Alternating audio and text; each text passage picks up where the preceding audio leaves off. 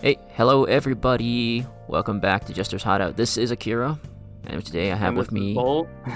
Yep, That's as great. always. I'm back again. Of course, we had things go a little out of schedule because of many circumstances and happenstances happening around in life, but Happy New Year's to you all. Anyhow, let's go on with today's topic right away then, shall we? So, today's topics we'll start off with our anime topic, and today we're going to skip our life topic and stick with, I guess, a video game -- whatever popular culture topic, which will be Star Wars. Quite a broad topic, so I imagine we'll have quite a bit to talk about there, won't we? Of course. But since our first topic is Steins Gate, let's not jump the gun. Let us start there. What was the phrase? El Sai Konguru, or something like that. Yeah, you got that right. Honestly, I know that you made me watch Steins Gate very, I wouldn't say very recently, but a lot more recently than a lot of the other shows I watched, but I don't remember exactly everything about it, just very specific details. I guess we'll start off with as much of a summary as we can for viewers who have never seen Steins Gate before. You mind giving us the quick rundown? I'll try to fill in any gaps. Sure. I mean, are we in spoilers territory? Is it okay to just say whatever I want? Yeah, you know what? That's fine. Try to keep it as spoiler-free as possible for this summary. I am going to put a spoiler summary, a spoiler warning on the video itself, but we should keep the first few minutes free so that audiences have a chance to back out if they don't want to hear spoilers. Okay. Alright, well, the summary of the anime is that you got a group of individuals that are basically running a little club, essentially, and the main character, Okabe Rintaro, has a little Chunibyo-like personality, and everything he does is kind of whack, very childish. But the main part of the story is mainly about time travel.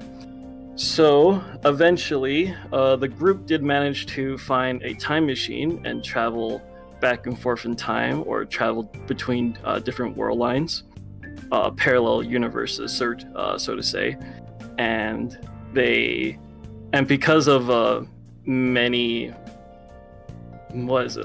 because they played around with time too much, the butterfly effect caused it to make their current situation a lot worse than usual. So they'll have to fix that by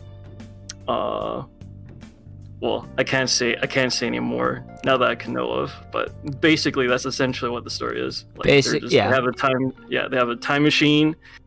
They f***ed around, or they messed around, and now they have to fix that. Careful with the language there, because we have to keep in mind that there are other viewers for this too. Yes. What I was going to say, though, is that basically they have to undo every single problem the team caused by messing around with the time travel to begin with. And that requires them to do several things. And we're going to talk about a bit more in detail about that later, but I think that more or less covers it up for summary, right? So, specifically regarding our experience with the show, you had tried to get me to watch the show, I think when? The first time you mentioned Steins Gate to me must have been sometime in 2013. And I only... 2013? Yeah, like in 2013. Like, this must have been a long time ago. Did I mention to you about Steins Gate way back then? You should have, because I remember during our trip together that you mentioned it as a show that I should watch. Now, like I said, it's been a long time and I don't remember very clearly, but I remember that you were specifically the one who recommended the show to me, and I did not watch it for a very, very long time, to the point... And you know what? I was going to say, and you know what? I'm glad that you didn't, because, many years later, then Steins Gate 0 has finally come. And if it wasn't for Steins Gate 0, I don't think you would have been able to watch Steins Gate at its full experience. One thing I did see as interesting is that Steins Gate 0 was not linear. The show supposedly took a bunch of elements from all the different routes of the visual novel and made that into a cohesive narrative, whereas in the original Steins Gate, you are meant to play through all of those time loops and reach one final conclusion, right? Yes. That being said, though, Yeah, yes. You were definitely right. Steins Gate 0 is very bare bone. Like, it's very linear mainly because the main character doesn't want to mess around with the time machine anymore, right? And that's why it's like, nothing much has happened, but what is it, like karma or the world line just doesn't allow him to rest, so it's essentially just poking him, wanting him to go back to use the time machine again just to fix his one final mistake, right?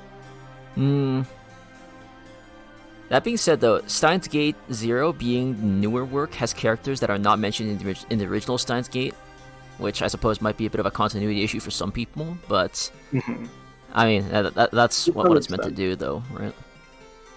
Well, the reason why I think Steins Gate 0 is a lot better, personally, in my opinion, is probably because you dive right into the main character's psyche a lot better, right? Like, you actually know what he's thinking, what kind of trauma that he's went through, and you sympathize with him. You empathize with him, right? Like, you want him to get out of his shell and become better. Just to go through that one final push in order to make that undo that one mistake, right? The one problem then being that I remember you had me watching the episodes in their full chronological order, which meant that you basically watched Steins Gate up until the very last episode, watched the version of that episode that was meant to lead into Steins Gate 0, then watched the Steins Gate 0, because they actually remade that episode specifically so that it could tie into Steins Gate 0. Then you have to watch all of Steins Gate 0, and then go back to the original Steins Gate and watch the final episode. Which... Nothing wrong with that, right? Well, it still requires you to have prior knowledge. Like, you cannot watch Steins Gate 0 as a standalone, is the only thing. But, I mean, overall, I enjoyed the show for what it was, although I feel like perhaps there were some plot holes or something like that might have occurred along the way. I don't know. Steins Gate 0 felt like it was a bit strange for me. But like some of the characters from 0 never showed up from the original, right?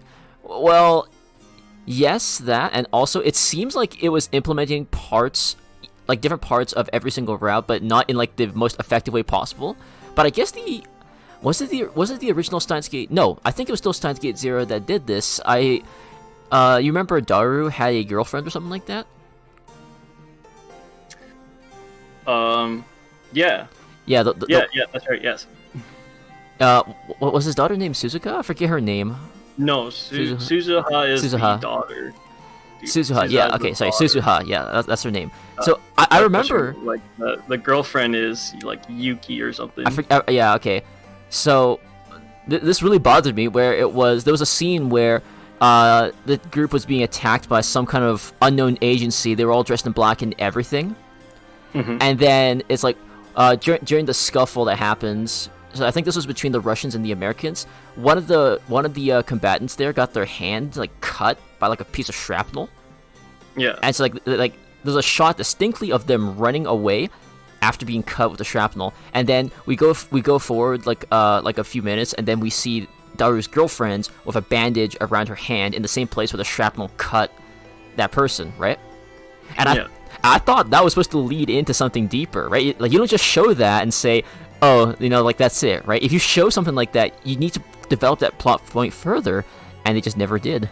Things like that, The thing is that they did dive deep more into that in the visual novel, but not in the anime, unfortunately. And it's been a while since I last read the visual novel, so I forgot, like, if she was actually like part of the bad organization or not. Okay, so but before we even talk about that part, let's talk about the main problems in the Steins Gate conflict. Like, not problems as in like what's wrong with the writing, but as in like the factions that are at play. So you have the main characters group, antagonistic force. What were they called again? Like, they were, each of them had lab member designations, but I forget. Like, they were called like future creations or something like that. Who, like the main characters? Their group, like, because all their products had like a specific code for them, and it was based off their company name. Do you happen to remember what that was? Are you talking about the bad organization or No, the main character? the main characters. What they call like Future Labs or something like that. Yeah, like Future Lab or something. It's been a while. It has been a while, yeah. So those guys. Then there was CERN, like the people of the particle collider, right? That are trying to prevent time travel from happening. I think. Exactly. They are the big bad company that mainly focuses on time travel. All right, and then in addition to CERN, there was also the Russian and American governments who are also trying to acquire time travel.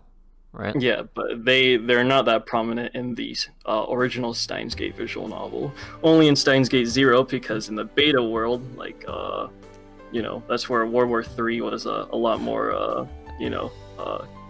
close in danger. Thinking about it that way, it's kind of depressing, right? You either have a timeline where there's an organization trying to monopolize time travel, or you have a timeline in which the world's about to go to a third world war over the technology. Right. It's kind of depressing. And actually, that's why, like, when you watch Steins Gate 0, you can't help but to emphasize with the main character, because he's the only one that actually knows about this, or that has this knowledge in hand, right? He's the only one that knows. Nobody else does, and if he does tell him, they won't believe him, because like, I remember telling you no after watching Steins Gate that I was like, oh man, this is the original ReZero. Pretty much, yes. Steins Gate has definitely came out first before ReZero. And you're right. It uses very similar concepts, and the main conflict comes from the fact that the main character is trying to prevent something that he basically has no help with. Except, I think the main difference between like any sort of time travel anime, like Erased, ReZero, Steins Gate, right, is that Steins Gate actually shows the consequences of you changing time, or changing something in a different world line or a different time. While as in Steins Gate or in Erased, whatever things you changed, and you have like made tremendous good change to that future, or that present, you will eventually get like a better future than what you originally have, right? Like ReZero, for example, there are many times where he could have died, or he did die, but like, what is it? There are many times where he could have went to a bad path, like Subaru, the main character, and that's why you got these many like if stories, where if he went to the Pride route, where like he didn't ask for help, then he will eventually become a bad guy because his mind is like breaking from constantly dying and stuff, or like what is it? Or the RAF route, like the RAF if, right? So, what does this have to do with Steins Gate specifically? Well, the thing is that in Steins Gate, it teaches you that every time you make any sort of changes, things will become a lot worse because of the butterfly effect. While as in ReZero, anything you change won't have those sort of side effects. You get what I mean? Because like in the original Steins Gate visual novel, or the anime, I guess, every time they change something, like changing one of the main characters into a girl. Oh yeah, Ruka. Or revealing more information to one of the other main characters about their time machine. Thus, like things become a lot worse from there. Winning the lottery, right? Like every time they do that, more and more the CERN has became more like they acknowledge that there is time travel occurring, so that's how they were able to manage to track down Old Cabin and his club members, right? Yeah, which ironically they were only doing for fun, not for any dangerous purpose either, right? But actually, that brings up another interesting point that you talked about, is that unlike ReZero and like Erased, like there is no, like at least based on everything that you could tell basically right up until the final episode, there was no outcome in which Okabe could save everyone he cared about because of the way the timelines were diverging and stuff. So, yes. Yeah, that's kind of what you meant, right? Not exactly, because like at the end of the Steins Gate anime, he did save everyone. I mean, obviously, right? obviously at the very, very end he did. But I mean, like, everything leading up until that point just showed you that it was very difficult for him to just, hard reset and make things right. Whereas, in ReZero, it's like you die, you go back to the exact same point. All the conditions are completely reset back to exactly how you want them to be.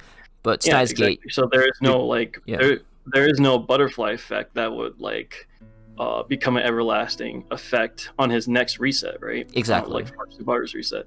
While as in Okabe's case, in Steins Gate, whenever he makes changes or things become a lot worse because the butterfly effect has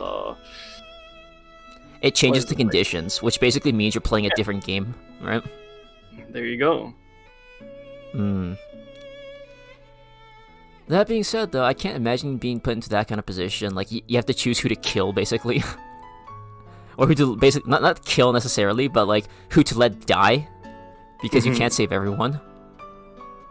Yep, and that's why when you watch Steins Gate 0, it's very interesting to watch Okabe's mindset. Like I said before, right? Because ever since he let that one person die, he just couldn't let it go. He was literally walking all day depressed. That's true. With that memory still fresh in his head. The dude looked like he was suffering from tremendous amounts of PTSD. Yeah, every single day.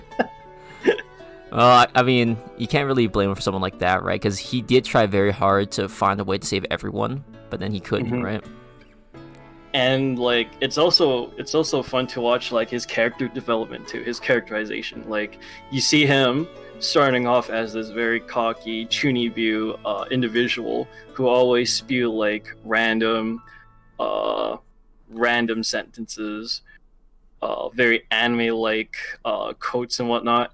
And then once he messed around with the time machine enough, and then we finally reached to Steins Gate 0, he doesn't have that chunibu personality anymore. He's very, very normal, and is not and that's not normal to see. He's morose. He's not picking up his phone, pretending to call and answer stuff, and right. But talking it's about conspiracies. I remember when I first watched Steins Gate 0, I keep telling to myself man, I wish this main character stopped being so annoying. But then once he actually starts becoming normal, but you see him all depressed and stuff, you can't help but be come on, please, get back up, get your chunibu personality back up, please. I think that's actually it talks very similar to how the characters themselves felt about Okabe, right? Because I know that when Kurisu first met him, she found him really annoying, right? But over time, but she could tell eventually. I think it got to a point where if his personality changed, she was the first one to pick up on it, kind of thing. Exactly, definitely. And that's all the more reason why you want to ship those two together. Well, there's only one ship technically, right? Because he would never go for anyone else, as far as I could tell. Well, the visual novel says otherwise, but... Oh, wasn't there also a spin-off visual novel where you could date any of the girls? Yes, there is. But I never played that game, so I don't know the endings or the story. I haven't either. All I know is that the girl who betrays you isn't actually such a bad person, it turns out, and I imagine dating Daru's daughter would be pretty awkward. Well, in the original visual novel, right, there is a chance for you to date Suzuha, but the ending is very, very depressing. From what I remembered, I think it was I don't remember exactly off the top of my head, but I think CERN eventually took over, and they just fight on until they die because he doesn't want to time travel anymore.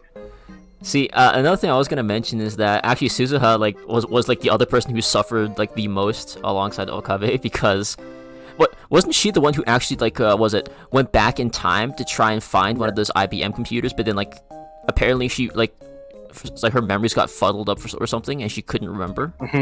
Yeah, I think so. And then once she got to an old age, she finally remembered, but then by that time it was way too late. And she just left a suicide note for everyone else to find. Oh yeah, I think you're right. Oh, it's been a long time. It has been. I remember these small details, but very barely. I just remember like Suzuha seems like the only person who suffered as much as Rintaro did. So like I distinctly remember that because like Rintaro also felt really really bad finding that note, and he's like, oh god, I gotta fix this. Yeah. Oh yeah, it's one of the mistakes that he's made, or one of the like far back or far forward, I guess. Like it missed. He was trying to find the IBM computer, which was necessary to undo one of his other mistakes. But then, in the process of sending Suzuha back in time, like her memories got messed up, and then she just became depressed and committed suicide. Right? Yeah, that did happen. Oh god, I can't believe I forgot something so important. Well, that one stuck with me because it was really impactful. Like that was like one of those like big shocking moments where like, oh, like she actually failed her at her first try on this and just lived for like. And then she said, "I'm sorry," like many times on the note, right? Yeah. And then. That was depressing. Yeah. I forget how they got it to work the second time though. Is the thing is like there's so many nuances in like what they did to actually correct their mistakes that I don't remember all of it. Well, the thing is that they undid many of their right. They undid many of the first things they did. Exactly. Yes. And that's how they were able to reach the beta world. Like ever since Okabe sent his first email, that's when he transferred to the alpha world, where only what's her name? Which one? So, what is it, like, in the alpha world, so are we finally, like, not in spoil-free territory anymore? We've been spoil-free for a very long time, man. Okay, well, I just want to make sure. But yeah, so, ever since Okabe sent his first email accidentally, that's when he transferred to the alpha world. And in the alpha world, that's where, what's her name? Remember the to-do girl? Mayuri, right? Yeah, Mayuri, yeah. That's the world where she will die, like, indefinitely. And every time he like, makes any sort of time change, the closer her lifespan basically decreases. Right? Yeah, so, like, at the timeline he was at when he realized he had to undo all the time travel was the point in which she was guaranteed to die no matter what, right? Yeah. But then as soon as he undid all of his time travel mistakes, he is finally back to the beta world. But in that world, that's where he found Kurisu's dead body, right? Yeah, so and that's when he realized, like, no. I remember he was so excited. He was so excited to be like, oh, this is the last thing I have to undo, and then he realizes, oh wait, if I go back, she dies. And then all of a sudden, Suzuha came out of nowhere with a whole new setup, with a whole new hairstyle, and she was like, hey, so World 3's coming, if you want to undo that, you have to save your girlfriend. Dude, like, okay, that shocked me. It's like the fact that, like, Suzuha is still Suzuha no matter what, but, like, her reason for coming back in time changes depending on which timeline she's in. Like, that's ridiculous. I'm pretty sure in every world line, there's always going to be, like, a time-traveling Suzuha. All that means is that the world really sucks, doesn't it? Just like our current one, right? Hey, I mean, now that I think about it, that also means that Beta Timeline Okabe is the only person who never sees Kurisu again, right? Because he has to be the one who leaves the message for the one in his very first timeline, and also the one that has to bring back Suzuha and Mayuri after their time travel machine failed, right? Oh yeah, definitely. So. He has to sacrifice himself in order to have his past self to live that ideal future he always wanted. Yeah, imagine. They're romantic and very sad.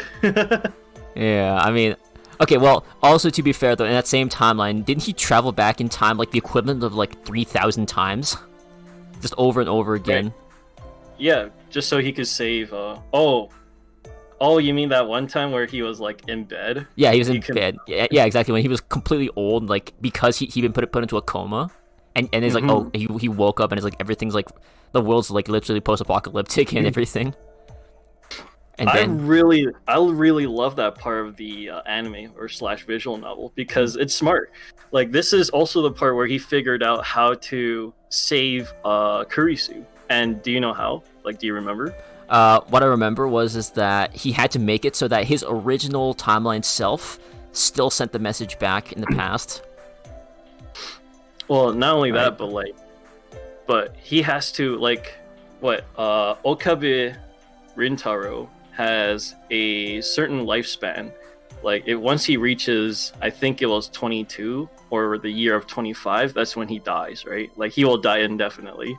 Mm-hmm. But how he avoided that and somehow managed to reach that certain future was that he tricked the world by, getting himself in a coma. And that's how you see that part in the anime. Oh, that part. Okay. Yeah. So like, if you could trick the world by essentially having your consciousness sent elsewhere, but your body is like near death, then there is a possibility of you still sending your future, or this is kind of hard. Like your consciousness from another world line back to that same world line where you were unconscious, and thus you will be revived again. You get what I mean? Yeah. He like accidentally tricked the world, and that's how he figured out how to save Kurisu. So that sort of hint, that's how he saved her. So like, you know how every time he tried to save her, she will die.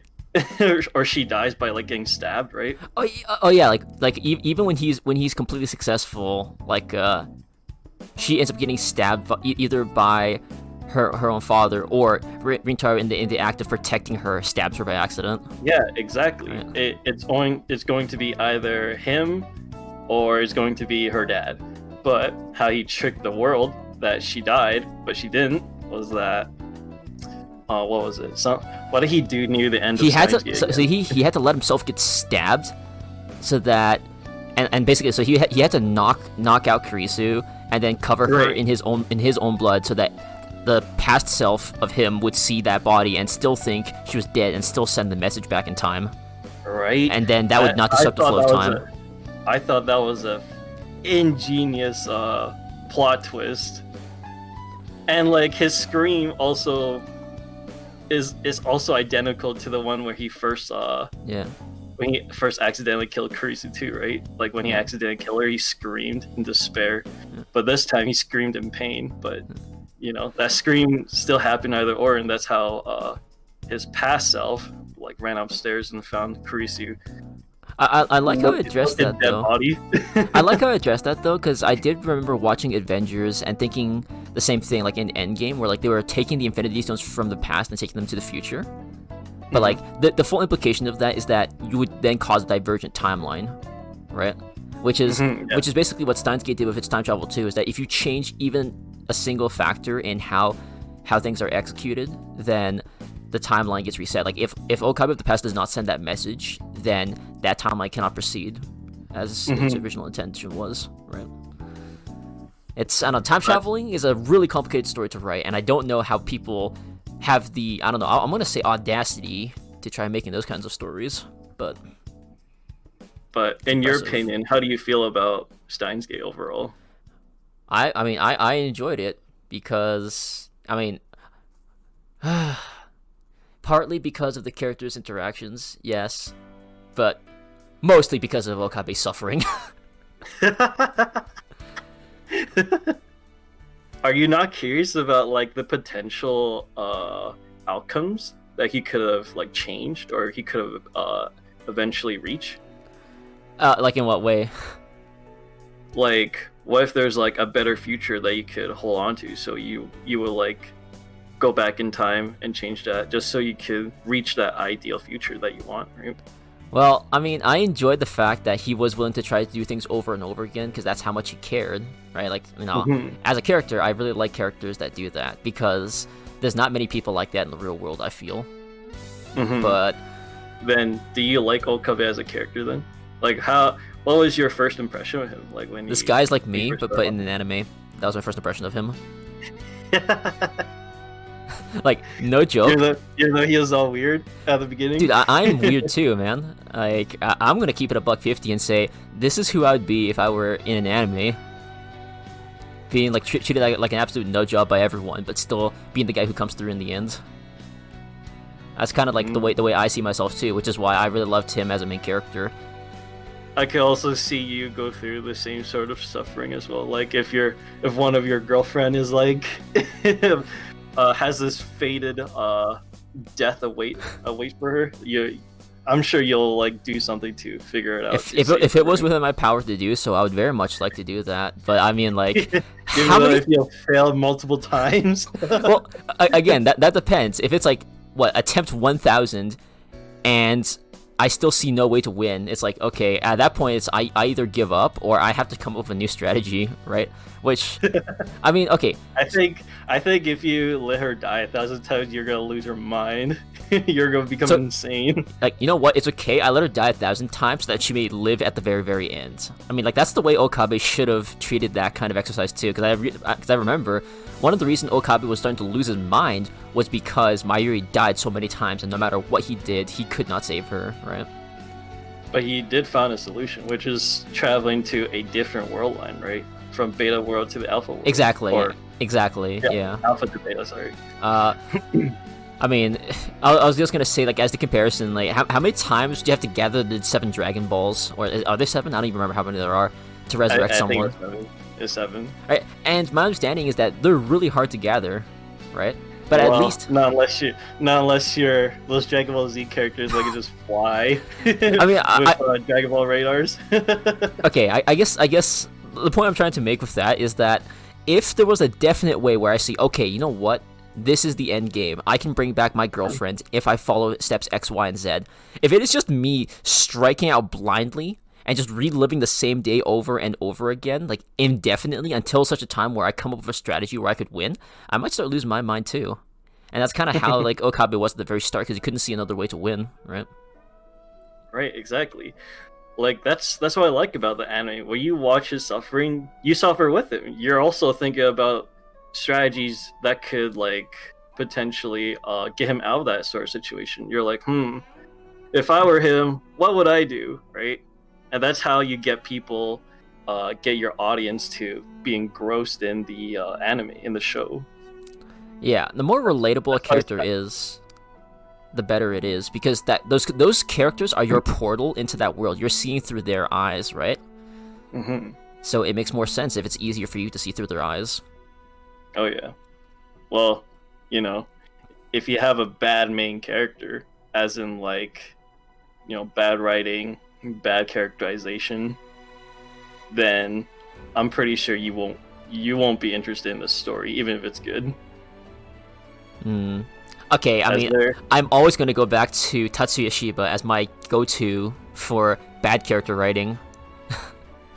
Who's that? You remember that's the guy who, like, I told you, the irregular from Magical High School, that guy.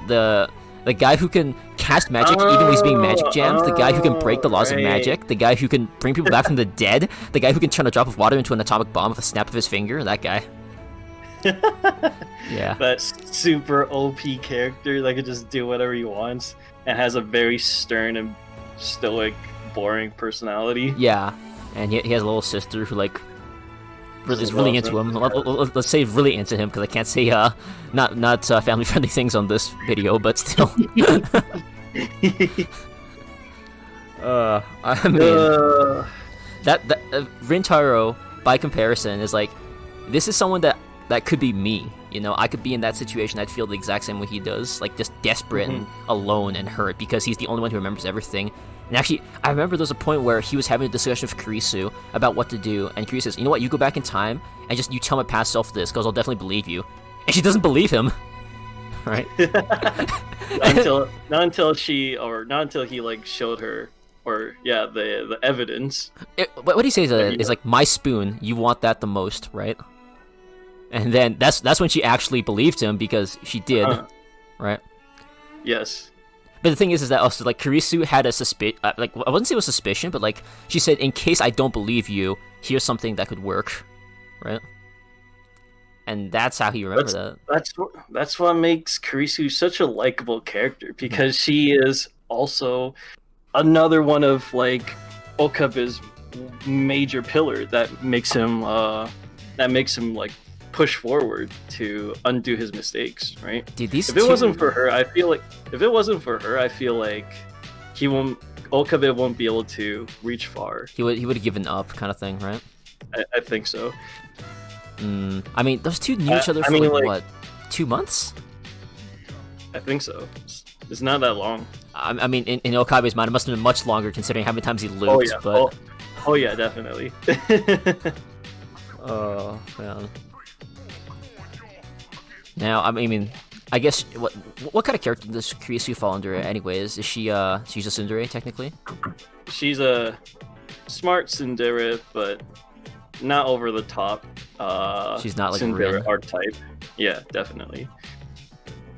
I think. Well, I mean, Rin's kind of smart too, right? Yes, but her tsundere tendencies are a lot more pronounced. Like whenever Shiro thanks her for anything, her immediate reaction is, "Oh no, I'm not doing this because I care about you. I'm just doing it because it would be bad for me if my ally were to be injured or otherwise incapacitated." That kind of thing. Like that's the kind of thing Rin would say. Won't Kurisu say something similar as well? Would she? I don't know. I the worst. I mean, like to Okabe, yes, but not to Mayuri or to Daru, I guess. Yeah. Daru. I mean, she feels thickened when it comes to Daru. I guess that's understandable. I remember the absolute worst Kurisu being is just like getting really annoyed with Okabe, but like never actually showing like like really bad tsundere tendencies. Mm-hmm. Like it was like a believable amount, like that, at least in my memory. Like I remember that one part where they were making fun of Kurisu not being a virgin or something, right? Oh no, they were making fun of her saying that she was a virgin, and she got so upset that she yelled, "What's wrong with being a virgin?" Right? Right, like that's the kind of thing I'm talking about. Like that's believable. Like I could see someone being upset about that if they just kept teasing her. So, on a relative level, I mean, if I have to think about my favorite characters from the show, though, she's definitely my favorite. What about Daru or Mayuri? Mayuri, I don't know. She's just there for me. Like she's important, I guess. Yeah, she is kind of. She is. Oh well, she is definitely important in Steins Gate 0 because if she wasn't there to slap Okabe back,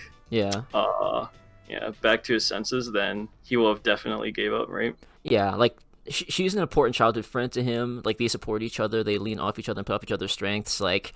Yeah, like I don't know about the anime, but in the visual novel, Mari like emphasizes how much she missed Hoing Kyoma, which is Okabe's Chunibyo personality. Right. She misses him.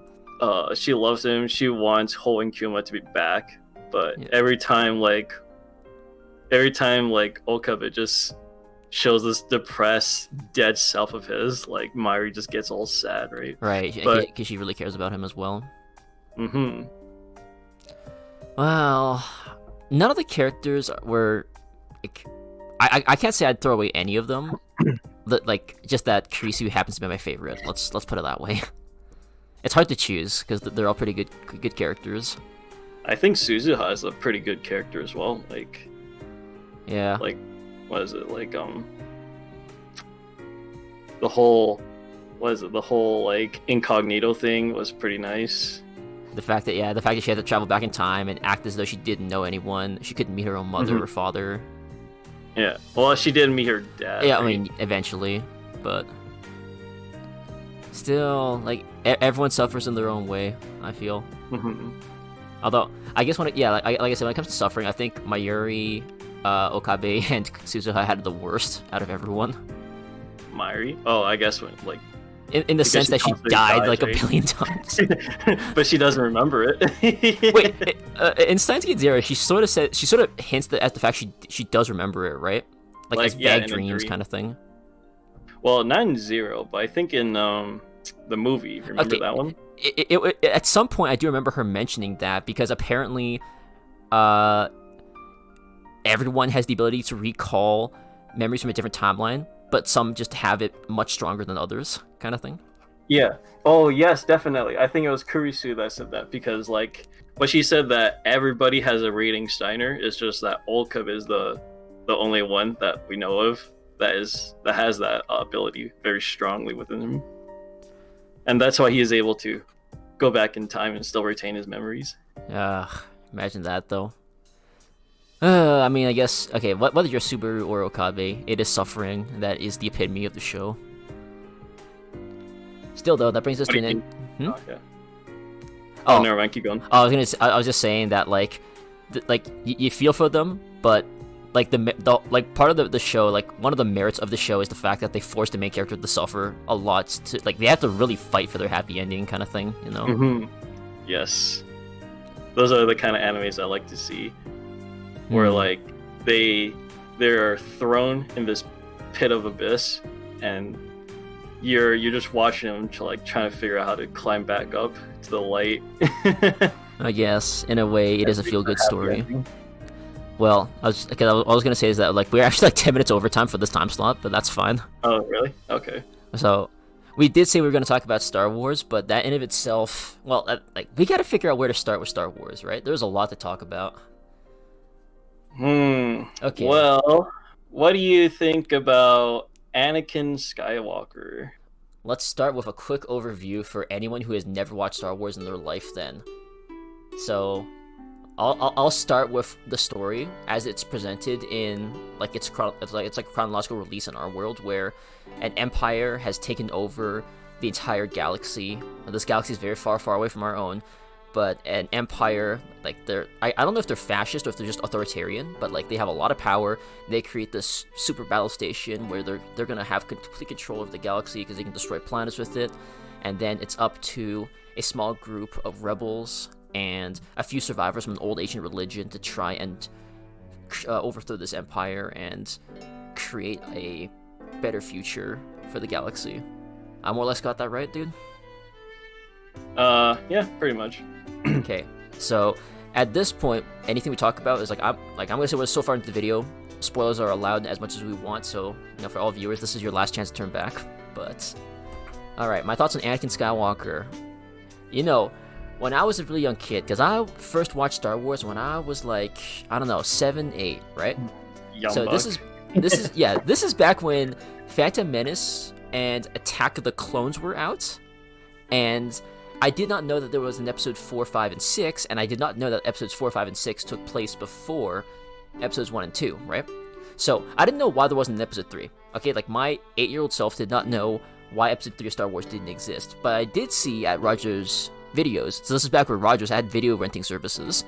At Rogers Videos, they had episode 4. I'm like, okay, I'm gonna watch this, and then I see Luke Skywalker and Darth Vader, and then I have no clue what's happening because it just went from Clone Wars straight to Galactic Civil War and a bunch of new characters. And then one afternoon, I still can't believe this. One afternoon, I was watching this trivia show because they were asking like different trivia questions about pop culture at the time, and one of the questions asked was, what is Darth Vader's real name? And I was really curious. I'm like, wait, he has a real name? And then the person who answers says Anakin Skywalker. I'm like, wait, what? I could not believe it because I just finished watching 1 and 2. It just started on 4, right? Yeah. And I thought Darth Vader was just some evil dude who came out of nowhere. And I was like, oh, Anakin must be dead then because Obi-Wan said that Anakin was murdered by Vader. And then, wait, what? His real name is Anakin. Wait, isn't he dead? The major plot twist. I'm disappointed that you didn't figure it out from episode 5 I just watched episode 4. I didn't even get to 5 yet, right? It's like I don't first of all, I don't know why there isn't an episode 3. I go straight to episode 4. I didn't get to 5, and then that event happens. And then I was like, but Anakin Skywalker's my favorite character. He's a good guy. How could he become evil? this cannot be. That was actually you were like Luke Skywalker. No. Dude, I remember my world was freaking blown apart by that revelation. This cannot be possible.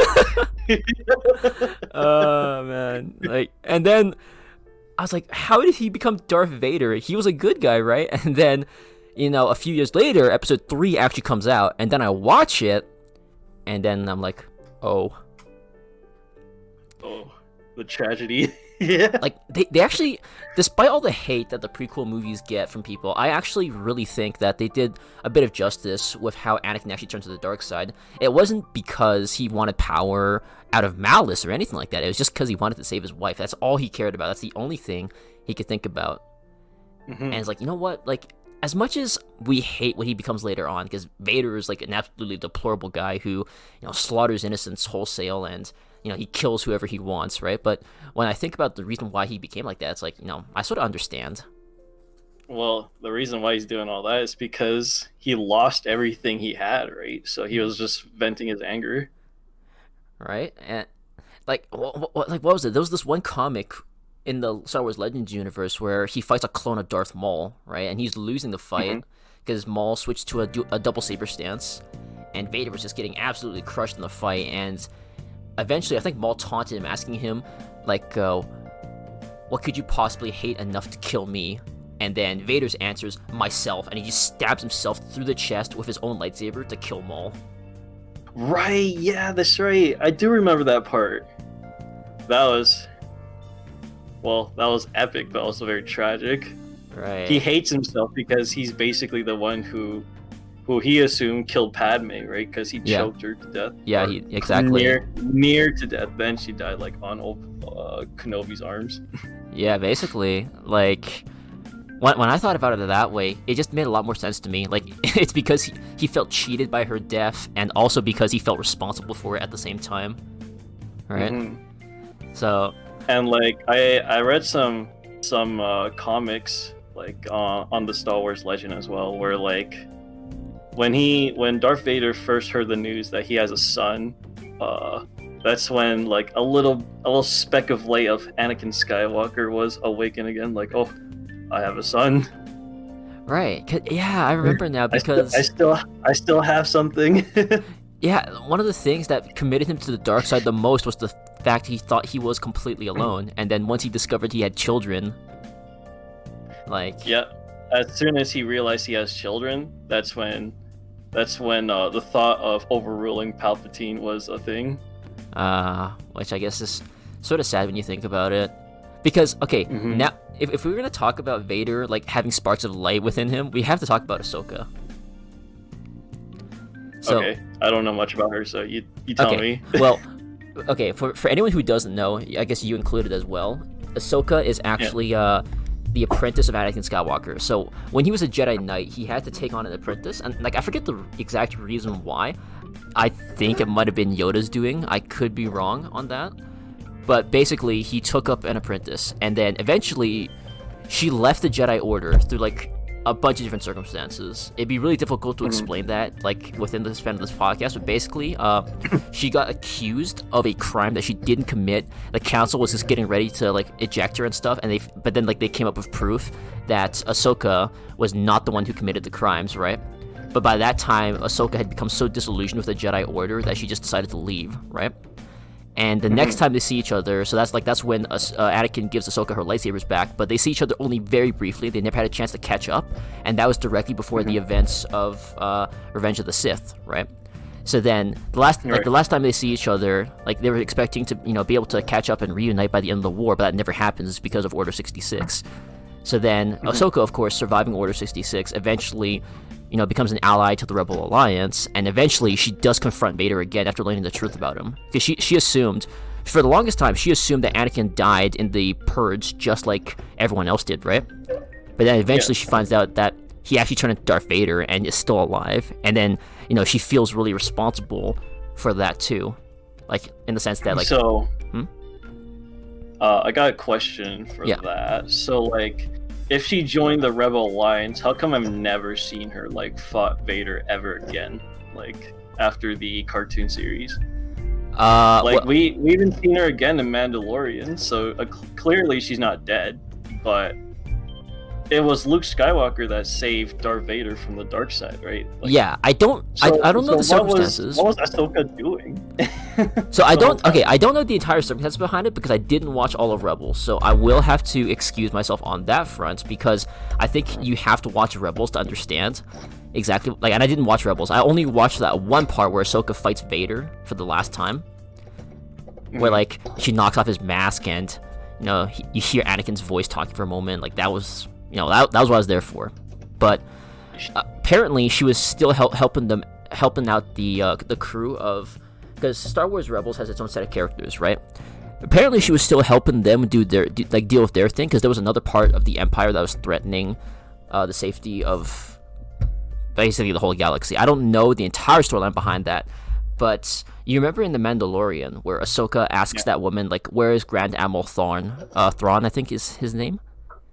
Yeah, that's the okay, but that's the guy that the other rebels were dealing with, right?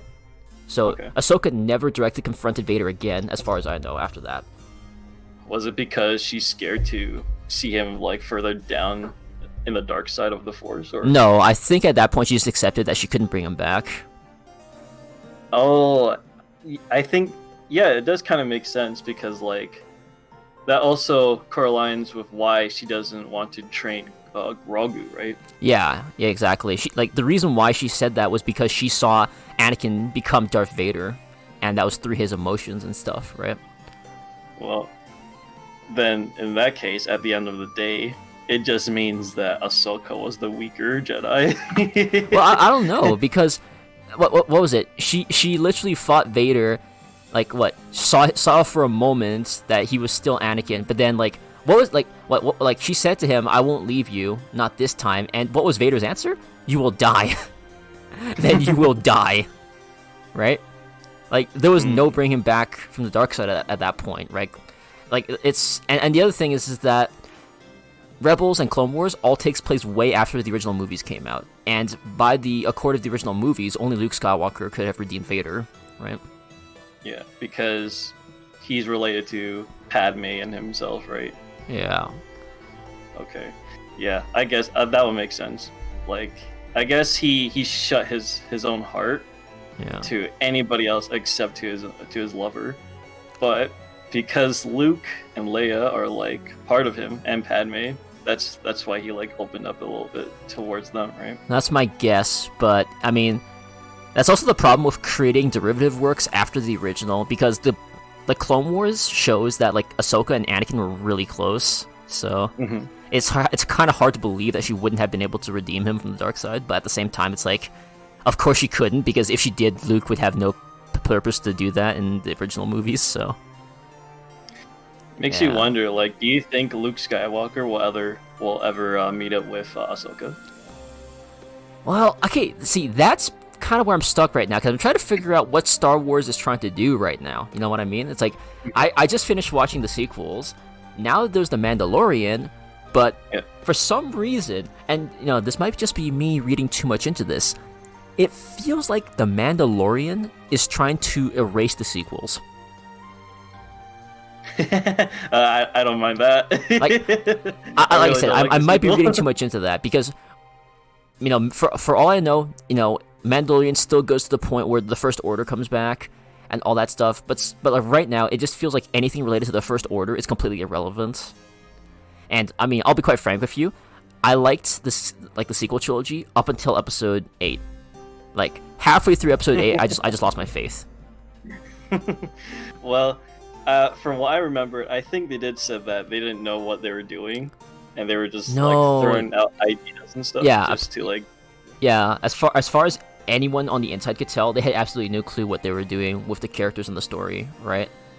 And honestly, at some points in time, even the screenwriting and directing was a bit shoddy. Like, Leia Supermaning her way back into the ship after being blown out from the bridge. Like, oh, okay, no, that's not how the Force works. I mean, like, but I've even watched like some of Mark Hamill's complaints about the sequel movies. How he said that his character Luke Skywalker is acting out of character, in his personal opinion, and I kind of do agree with that, because whenever you watch like, Mandalorian 1, and I think Star Wars Battlefield 2. Battlefront 2, one of the like the EA version of it. Yeah, I think Yeah, so. I think he shows up in there. I haven't played the campaign myself, but yeah, I know he shows up in there. Well, when you play as Luke Skywalker, you can see how calm, collective, wise, right? Like he's almost like Qui-Gon Jinn when it comes to wisdom and whatnot. But then once you like compare that Luke Skywalker to the sequel, he's just this nobody drunk. I just remember broken man. I forgot to change my topic. Current topic is Star Wars. Oops, my bad. That's okay though. Your point holds though. Right. Like you can see like the complete contrast, the contradiction between these two characters, and you just don't want to see that. Like it's not Luke Skywalker. Jedi texts. It's so dumb, man. Because like I read a little bit of the Star Wars Legends, and I saw like how Luke Skywalker is super successful. Like he has a wife. He rebuilt the Jedi Academy, Jedi Order, and his ability in the Force and in lightsaber skills is like at his peak condition. Like he is this invincible, almost invincible, almighty being. And I was like, whoa. Luke Skywalker is essentially Anakin if he has reached his full potential. But then you see this sequel trilogy. He's just this broken man that is just... This is just not... He's just not him. That's not Luke. I think most people remember the sequel trilogy for its memes than for its actual, like, good story writing, though, so I guess it's fair. I mean, when we saw that scene in Mandalorian, when he comes in and just, like, chops up all the Dark Troopers, like, that felt like Luke Skywalker to me, you know? Oh, I loved it. Oh my god. I was hyped. I was hyped as all hell when I was watching that. Yeah, like, the ease at which he cut through these things that, like what? Like, I'm pretty sure Mando would have died, like, but actually, like, I'll say that he should have died. Like, by all accounts, he should have died when he fought that first Dark Trooper. He could have died when he first fought that Dark Trooper. Yeah, like, in my honest opinion, he should have died. Like, he got punched into the wall by the Dark Trooper. His body was making a dent into the wall, and he was being pushed into the like, almost like a perfect fit, right? To be punched into steel walls with that much force, you're like, how are you not suffering from like internal brain hemorrhaging and like many other things that, like, you know, I can't even. I'm not a medical expert, so like I can't even say that I'm an informed opinion about this, but like I feel like he should just died right there and then from being punched that hard. Or have some sort of concussion, right? Yeah, and the other thing is that the Beskar helmet he's wearing, that's not absorbing the shock. He's taking all of that impact right to his skull. Like, sure, the fist isn't crushing his head, but like he's feeling the force of that completely. So, yeah. Well, it just comes to show that Beskar armor is plot armor, baby. Indeed it is.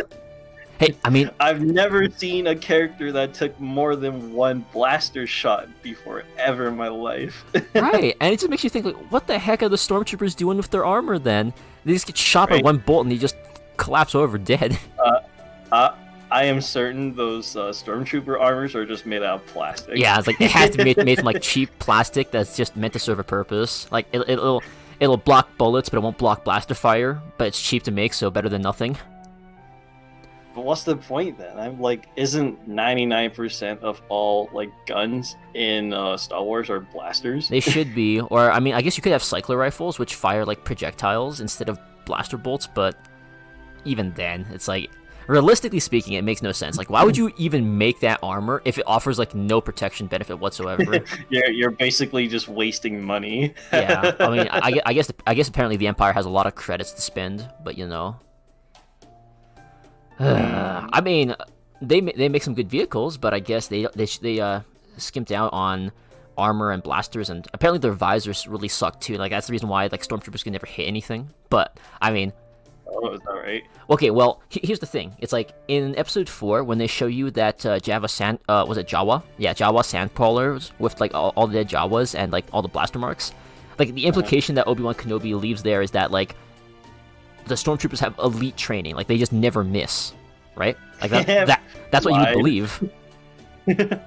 But they, You would lie to. yeah, but then like in universe, they never hit anything, and now and even now, modern Star Wars media shows like, oh yeah, like they actually can't hit anything because their helmets are bad and they're not trained very well, like so many things, right? And I guess you can't complain it to the Empire because they'll just kill you on the spot, right? Yeah, and the thing is that like the Rebel Alliance was always fighting a losing war. The Empire had way more resources than it did, so it makes you wonder, like, where did the Rebel, the rebels get all that money, all the resources to like get these jets and blasters and whatnot, right?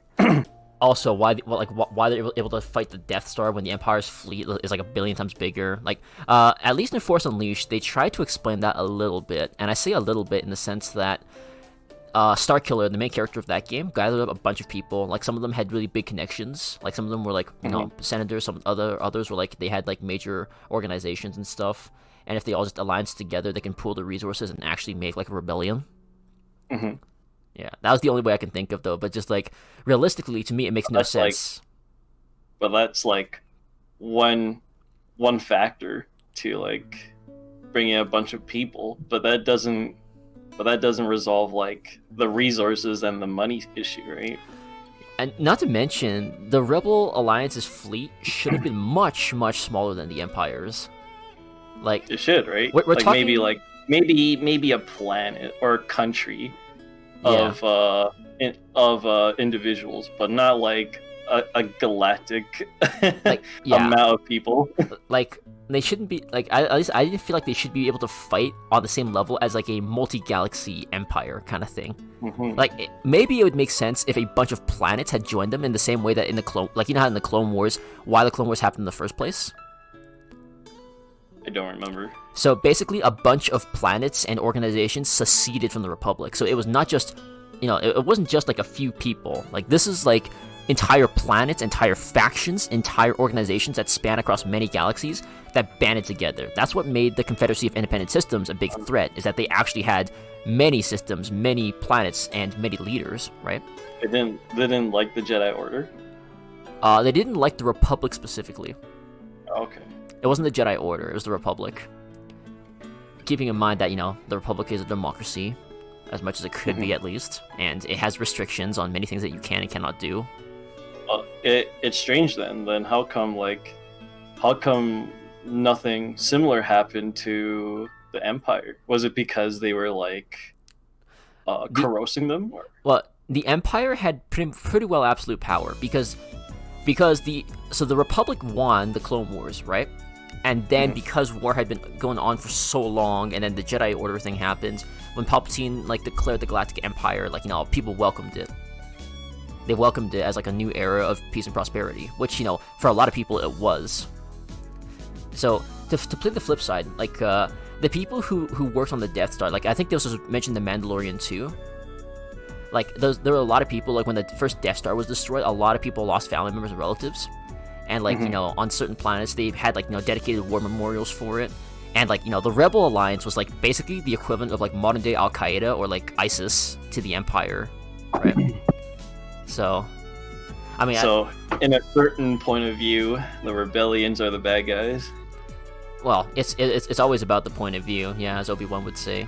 It's like, the rebels were freedom fighters for the people who were being oppressed by the Empire, but to the people who were living peacefully and comfortably in the Empire, like, you had these terrorists come out of nowhere and kill a bunch of, for all innocent people, right? It's like, I think that was like the flashpoint for the Galactic Civil War, because then, the rebels were like, okay, now we actually have ground because we can destroy the Empire's, most powerful weapons.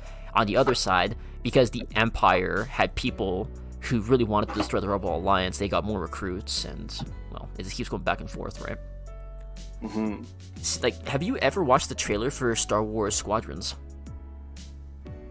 No, I haven't. Okay, I'm gonna send you that later, because that is the first time I have ever seen a Rebel Alliance pilot be intimidating and frightening in the same way that a Stormtrooper pilot is meant to be. Actually. Yeah, you won't I believe always this when you see see it. I always see the rebels as these losers that just that are just fighting in this losing war. Yeah, like they're barely getting by, right? But then like in this trailer, it's like, oh, now the Empire's on the run, and like you have like this guy in a TIE fighter trying to hide from rebels. Like so first of all, he makes like this mad dash to try and save one of his teammates, right? Yeah. And then he fails to save his teammate, and then he's too late to get into hyperspace, and then he has to hide from the rebels. And then like he gets into this big dogfight and everything. My words won't do it justice, so I'll just send it to you after we're done. But yeah, it. One thing I've always wanted more from Star Wars is that I want it to be less black and white. I know that the Galactic Empire was based off of the Nazis, as well as I think a little bit inspired by Joseph Stalin's Communist Party as well. And you can really tell, like, because I know that they referenced that in the sequel trilogy at least. Like, there's that part where General Hux is giving his address. He's doing like the big speeches, the hand motions, and everything, like a fascist dictator would. And then the stormtroopers raise their fists like a salute. Like we know exactly where that's coming from, right? So like, I haven't watched the sequel trilogy that much, but are you telling me that the Empire has been rebuilt? Oh yeah. So for some inexplicable reason, the Empire has been rebuilt as the First Order. We have no clue how this happened. It makes no sense to me in any way, shape, or form. And for some reason, the New Republic does not have the resources to fight them, so the people that do fight against them are called the Resistance. What? Right. That is so stupid. They won the war, but they lost the battle again. Right? Like, that part confused me. I'll be completely honest with you. When I first watched Episode 7 of Star Wars, I was hyped. It's like, okay, they're gonna expand on how this new conflict came to be. They're gonna talk about, like, these new characters. And then Episode 8 came, I'm like, what did they do? What in God's name have they done to Star Wars? By the way, guys, revived the Empire. all the what is it?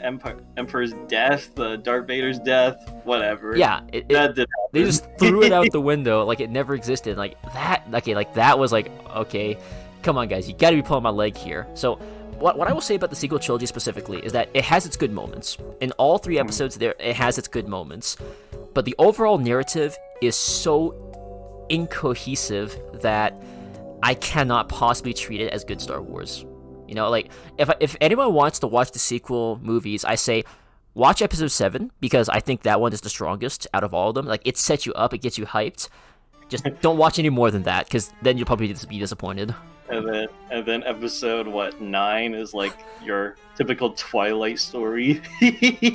Kind of, and not in a good way. Like, they try to do fan service, but they don't do it nearly as well as The Mandalorian does. Oh, it's so bad. My God. The dark side of the Force is a pathway to many abilities some consider to be unnatural. And that is the iconic line, but the only good line from Episode 9 as far as I was concerned. What is it, like Palpatine re-quoted 2 or 3 of his quotes from past movies, I think. He did, yeah. Do it. Complete the ritual. In one movie? Like, come on, man. There was talk that, like, the scriptwriters just went to r/prequel memes on Reddit and just pulled out, like, the most iconic lines and recycled them. I mean, I can't fault his actor. Palpatine's actor was on point. Ian McDiarmid is on point as Palpatine, but the scriptwriters clearly had no clue what they were doing, in my opinion. Well, that's what makes it even more sad, right? Like, when you're planning on making a movie, you should like predetermine how the story will start, how it's going to, like, you know, reach the climax, then how it's going to end. Yeah. But clearly, the guys that made the sequel movies were just like, hey, let's make Star Wars. Okay, how? How do we do this? Yeah, just throw some random stuff, just make some characters first, and yeah, we'll start from there. Like, okay, I'll be completely honest with you. I am guilty of not developing my whole story as well. Like, for example, like in my current YouTube series, Shroud of Malevolence, Like, I have an overall idea written down. Like, I know exactly how the story is going to end. At least you have an idea, right? But clearly, the guys who made the sequel movies have no idea on how they would conclude their story.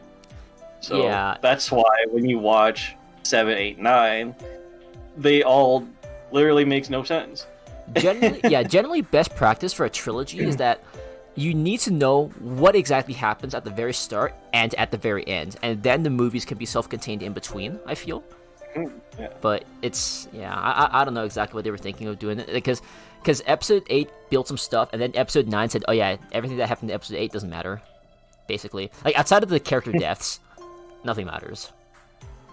Right? I don't know. It made it very hard for me to like the movie. I wanted to like Star Wars, because, it's Star Wars. I wanted to like the movies, but it was difficult for me to, The main character was also kind of unlikable as well. Okay, Rey was mysterious. That's what I liked about her at first. She was mysterious and she was capable, right? She had connections to the Force. We did not know what from. And what I was really hoping, what had me super hyped, is like, I want to discover who she is. And then the next 2 movies did absolutely nothing to explain who she was properly. The 8th movie said, oh yeah, your parents were some nobodies. And episode 9 is like, oh yeah, actually, you're Palpatine's granddaughter. What? Come on, guys. This is not how you build up suspense and do a reveal. Not at all. And, I mean, if we're going to talk about wasted characters, I would complain about General Hux the most. No doubt. Her characterization was... Oh yeah, continue, sorry. Go ahead. I sent you that video of Hux doing his speech, right? That one time? He went from that to, I am the traitor. Like, he literally betrayed the First Order on a whim, basically. After being, like, the supreme commander of all First Order forces. Like, how does that even happen? He worked his way up the ranks. He worked hard. He put a lot of time and effort into his job, and then, oh yeah, I don't feel like it anymore. Right? Like, that characterization made no sense to me. Oh yeah, so speaking about characterization, I feel like Rey Skywalker was a very boring character as well. Like, her character was always the same. While as when you compare Luke or Anakin Skywalker, they're always changing. You see, like, Anakin, just a kid learning, enthusiastic. Then he became a Jedi. Then start realizing the flaws in the Jedi Order and losing his loved ones, like his mom in episode 2. Yeah. Then that's where he slowly like moves to the dark side, right? Well, slowly crawling towards it. And then, like on episode 3, it climaxed. You finally see him fully converted to the dark side, fights his master, and becomes Darth Vader, right? And then you see like Luke Skywalker, enthusiastic, adventurous. I guess he was an ordinary farm boy at first, right, Luke Skywalker? Yeah. Yeah. And Kenobi like converted him into a Jedi, I guess, in a way, a little bit. Then we see him training. We see his conflicts. We see like how he thinks, his mindset in regards to how he sees Darth Vader. Like you see that everybody, they say that Darth Vader is unredeemable. He's dead, or Anakin's dead. He won't be back to the light side. But there's Luke. He's always believing. He's always like, no, my father's not dead. He can still turn, right? All right. And you slowly see him from this adventurous, enthusiastic kid to this wise, charismatic Jedi. And I love seeing that character development. It's awesome. It's amazing. Part of the character development that you actually mentioned is that, like, you notice it through small things too. Like, you remember that part where Luke and Vader fight at the very end, where Luke cuts off Vader's hand, right? And the Emperor's trying to goad him into killing Vader. And then he looked at his own left hand, I think. Exactly, yes. Exactly that. Like, he doesn't say a word. He just looks at his hand and then looks back to Vader's hand and he just throws away his lightsaber. There's none of that kind of, like, moments in the sequels. Like, when you just have a moment where there's no dialogue and you see the characters, the thought pattern through the actors themselves. Or, like, here, And like I was going to say, that specific scene where Palpatine tells Luke Skywalker to kill Vader, it parallels with Anakin when he was about to kill Dooku in Dooku. Episode 3, right? Yeah. Where Palpatine's like, "Do it, kill him." Right, yeah. in Anakin's case, he did. Anakin did kill him, and that's when the turn to become Darth Vader was, jump started, skyrocket. But unlike Anakin Skywalker, or I guess in Luke's case, he didn't do it, right? Yeah. Like, that's another thing I was going to mention about characterization, is that it's through these kinds of things that we should see character development, right? And I just feel like there definitely wasn't enough of this in the sequels. Or I was going to say, like, look at Mandalorian. Like, I know it isn't the strongest thing. It's like, it built a really good atmosphere, right? But remember that one scene after Mando delivers Grogu to the Imperials, right? And then he's like, you could tell he's conflicted, because he's like, yeah, give me a bounty that's really far away from here, right? And then, the way his actor talks when he's talking about the Mudhorn, it's like he hesitates, right? Like you could tell there's ways he was feeling. And then when he was about to go on the bounty, he activates his ship's thrusters and he goes to reach for the knob, and then he realizes the knob is missing. And then that's where you see like the sentimental part of the movie or of the episode, right? And you emphasize with him. You're like, go back, back and get Grogu. And see, the thing is that all of that was done with Mando having never said a single word. You couldn't even see his face, right? The only way to convey, but you know how he feels, right? Right. And I think that the sequels lacked something like that. It lacked moments like that to build character, and that was, for me, it was frankly the most frustrating part of the whole thing. It was that character development felt either non-existent or contrived.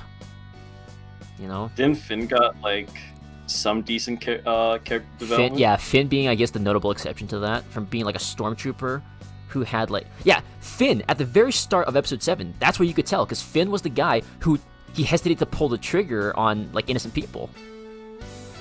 Right? Like that's the kind of storytelling I want to see more of. Like less of, random action or like, bad appeals to fan service, but at least more character developments. Yep. Unfortunately, our main character is this Mary Sue that is super powerful, indestructible, and boring. And I also really wanted to like Kylo Ren, but then they turned him into the simp. Yeah, I guess, for lack of a better term. A simp that loves the main character. Right. I loved how like out of control his emotions was. Like he was really powerful with the Force, and he was like he could not control his emotions, and I loved that. I wanted to see how he would go from that to like, because it felt like the setup was that he was going to become the next supreme leader of the First Order, right?